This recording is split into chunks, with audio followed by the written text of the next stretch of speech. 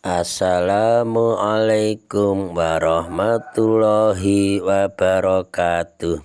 Selamat berbahagia jamaah ngaji tafsir Al-Quran dengan referensi kitab tafsir Al-Ibris Mu'alif Mbah Kyai Haji Bisri Mustafa Rembang dengan sanad Mbah Kyai Haji Samsul Mu'in Khalid, pendiri dan pengasuh Pondok Pesantren Darul Amin, Jajak Banyuwangi, Jawa Timur. Semoga berkah. Amin. Dilanjutkan surat Al-Baqarah ayat 284 dengan tema pujian Allah Subhanahu wa taala kepada orang yang beriman dan doa mereka. Dengan subtema bahwa Allah pemilik alam semesta, Allah mengetahui segala apa yang ada di dalamnya, baik yang tampak dan yang tidak tampak, karena hanya Allah saja yang memiliki dan mengetahui segala sesuatu. Maka Allah pula yang menentukan, yang mengampuni, yang mengazab, yang menguasai dan memberi keputusan dengan adil, sangat adil terhadap segala hal yang dimilikinya, yang dimiliki Allah Subhanahu wa taala. A'udzu billahi minasyaitonir rajim. Bismillahirrahmanirrahim. Lillahi ma fis samawati wa ma fil ard wa in tubtu ma fi anfusikum aw tukhfuhu yuhasibukum bihillah fayaghfiru liman yasha wa yu'adzibu man yasha. Allahu ala kulli syai'in qadir.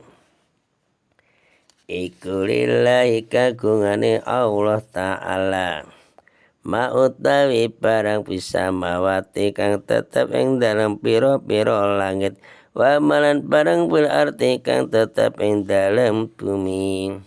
Wa in tubadu lan lamun lahiraken sira kabeh ma ing barang fi anfusikum kam tetep ing dalam pira-pira atira kabeh, au tuhfuhu utawa nyamaraken sira kabeh ing ma yuhasibukum mongko ngisap ing sira kabeh kelawan masapa Allah Gusti Allah Ta'ala.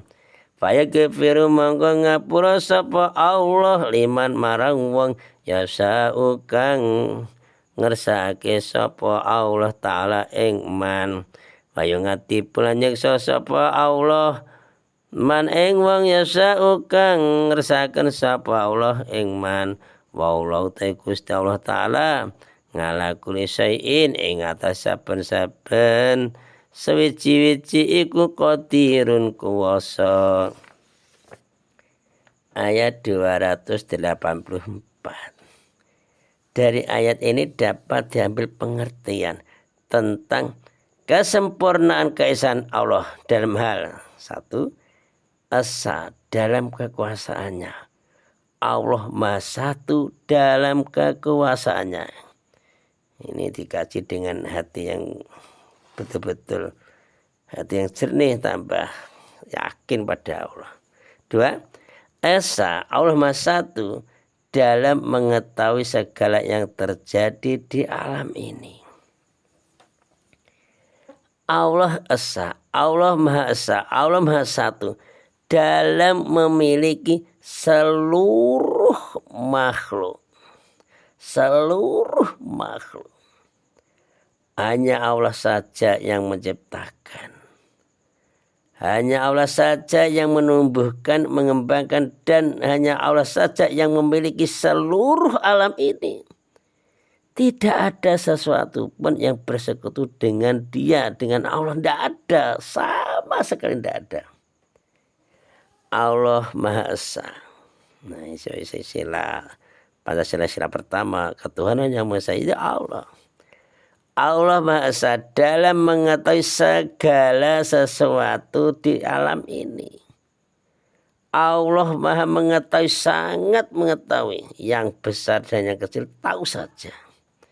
Yang tampak dan yang tidak tampak oleh manusia, Allah tahu semuanya. Segala yang terjadi, yang wujud di alam ini, itu tidak lepas dari pengetahuan Allah. Tidak ada sesuatu pun yang luput dari pengetahuan Allah.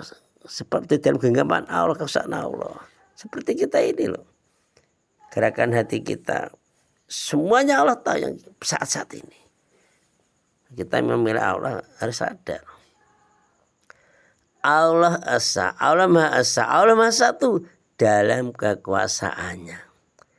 Apa yang terjadi di alam ini adalah atas kehendak Allah. Harus yakin ini. Tidak ada sesuatu pun yang dapat mengubah kehendak Allah. Tidak ada. Apabila Allah menghendaki adanya sesuatu, pasti sesuatu itu terwujud. Juga sebaliknya, apabila Allah menghendaki lenyapnya sesuatu itu kehendak Allah.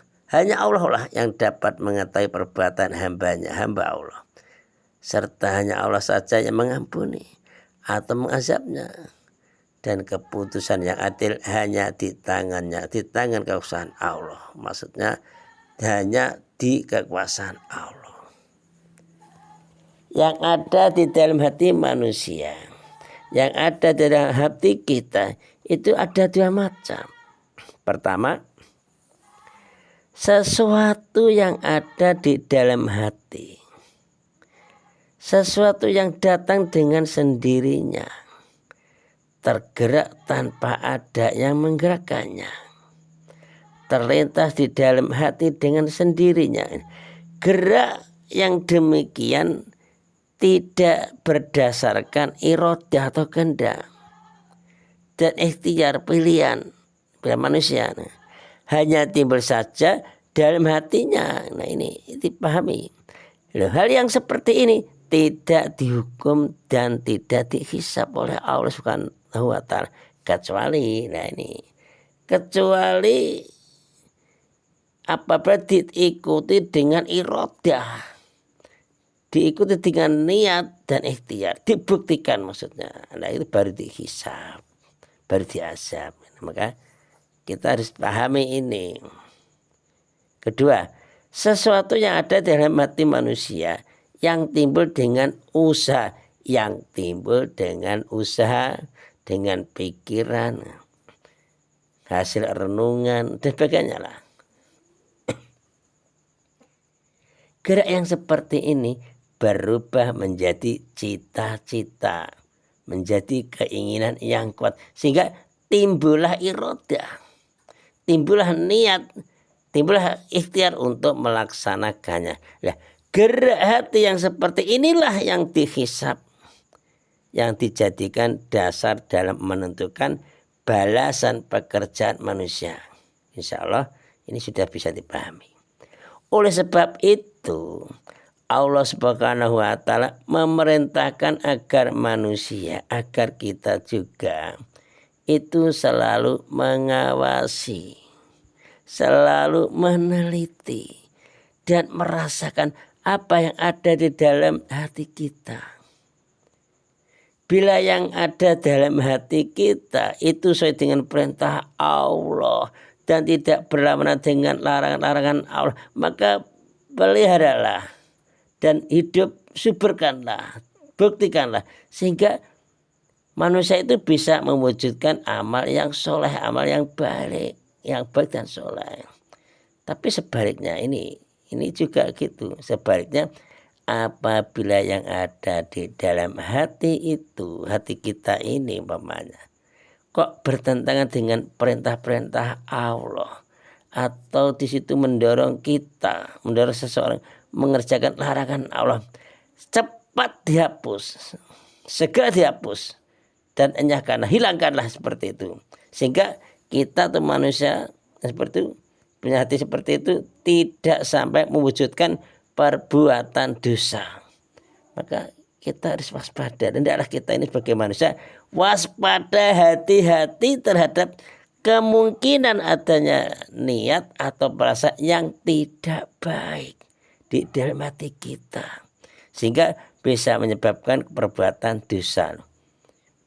Ini ngaji ini penting supaya bisa mengendalikan. Walaupun semuanya kehendak Allah, kita berusaha. Sebagai contoh ialah rasa dengki. Nih, pada mulanya rasa dengki itu tumbuh karena rasa tidak senang kepada seseorang. Seseorang itu apakah itu tetangganya, temannya, atau saudaranya, atau kerabatnya. Perasaan itu bertambah ketika melihat kesuksesan orang itu. Dia tambah sukses, tambah kaya, dengkinya lebih tinggi, lebih keras. Nah, ini kesuksesan ini menyuburkan rasa tidak senang. Jadi ada tetangga atau saudara atau teman kok sukses, hatinya dengki, tidak senang. Wah, tambah sukses, tambah tidak senang. Biasanya kan gitu. Kalau sudah itu, apa yang terjadi? Timbullah amarah, timbullah rasa dendam, timbullah ingin membalas, dan macam-macam penyakitnya. Jika demikian perasaannya, sulit untuk menghilangkannya dengan segera. Bahkan dikhawatirkan dapat melahirkan perbuatan dosa, mengejek-ngejek, memfitnah. Pokoknya mencari enaknya, baiknya sendiri, yang dapat nembak itu dipetnah-petnah. Tetapi bila dipadamkan perasaan itu pada saat ia mulai tumbuh, kok bisa dipadamkan, maka rasa dengki itu tidak akan timbul. Dan kalaupun kok ditimbul, itu cepat dapat atau bisa dihilangkan dengan mudah. Maka ini penting, jangan cepat-cepat menuruti hawa nafsu untuk marah, iri, dengki pada orang lain atau pada tetangga atau saudara. Shadaqallahul Adzim. Assalamualaikum warahmatullahi wabarakatuh.